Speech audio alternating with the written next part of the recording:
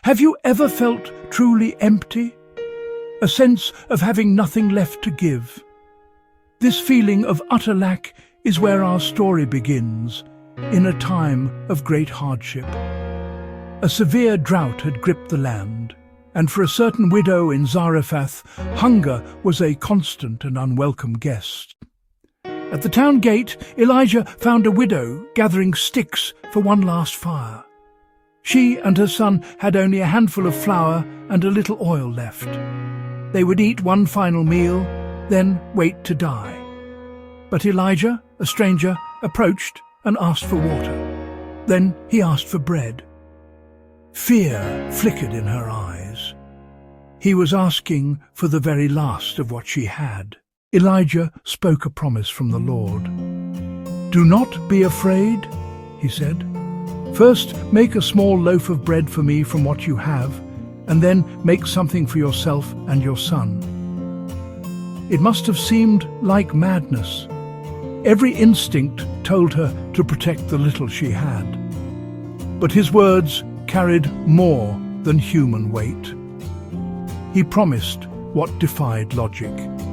The jar of flour will not be used up, and the jug of oil will not run dry, until the day the Lord sends rain on the land.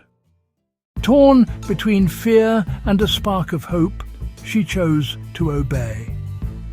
Without asking for a sign or waiting for proof, she started baking.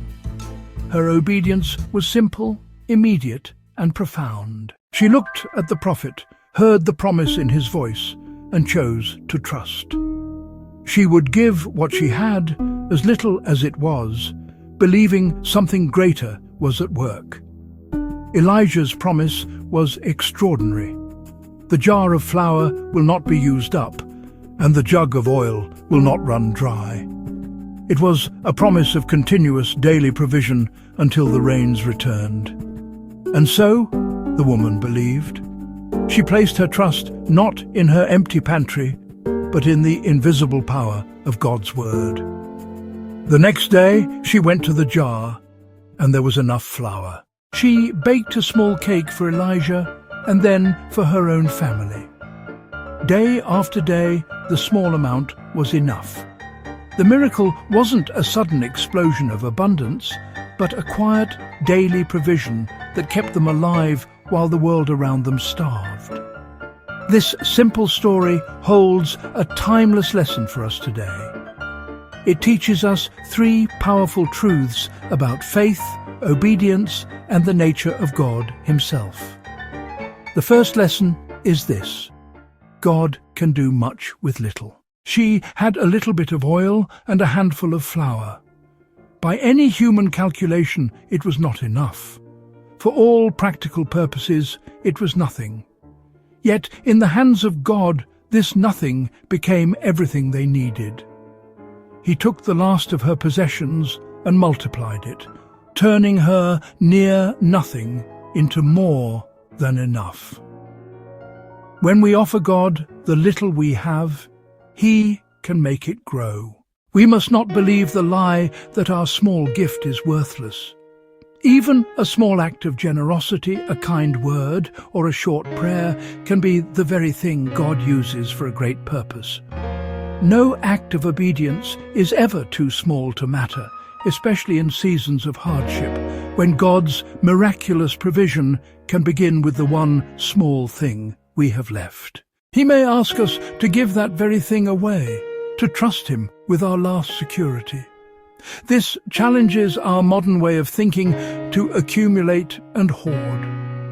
In God's kingdom, what is given away is what multiplies, while what is held on to tightly may be all we ever have. The widow's jar did not become a source of endless flour until she first gave some of it away. Her obedience unlocked the door to abundance.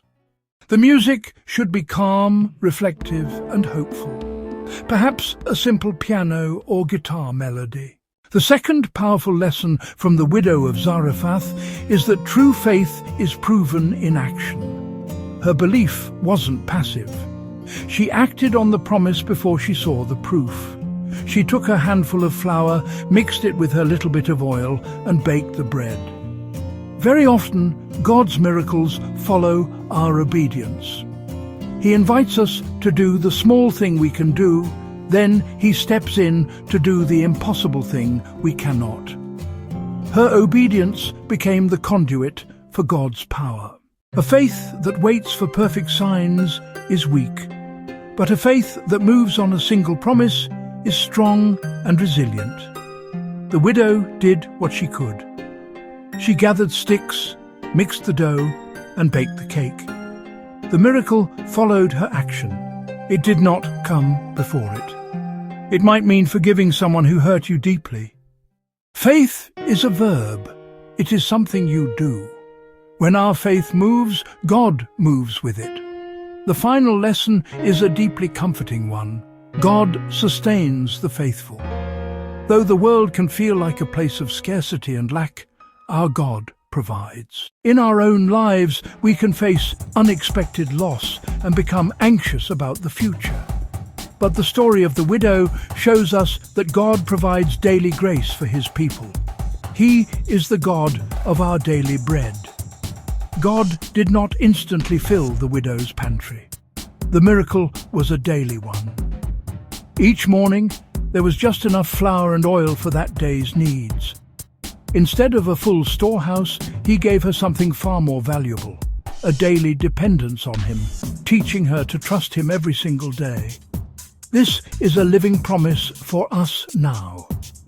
We can face our own difficult times with a quiet hope. The widow was cared for throughout a devastating drought.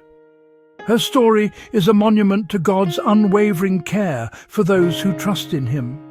He may not provide in the way we expect, but He will always provide. So when you worry about tomorrow, remember the widow. The same God who kept her jar full is watching over you today.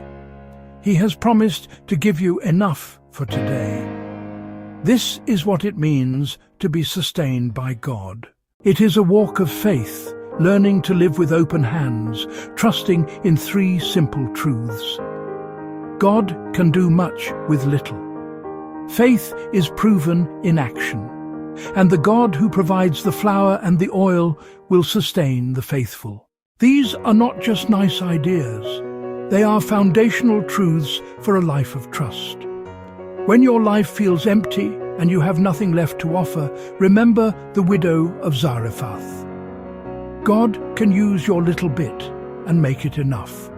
You can be a channel of His blessing when you choose to give what you have, trusting the link between His promise and His request. Elijah's promise of provision came with a command: give first.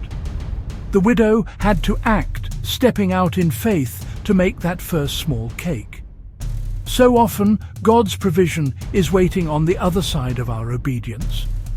When faith and obedience meet, provision begins to flow. Let us anchor our hearts in the key verse, the final proof of God's faithfulness in one line.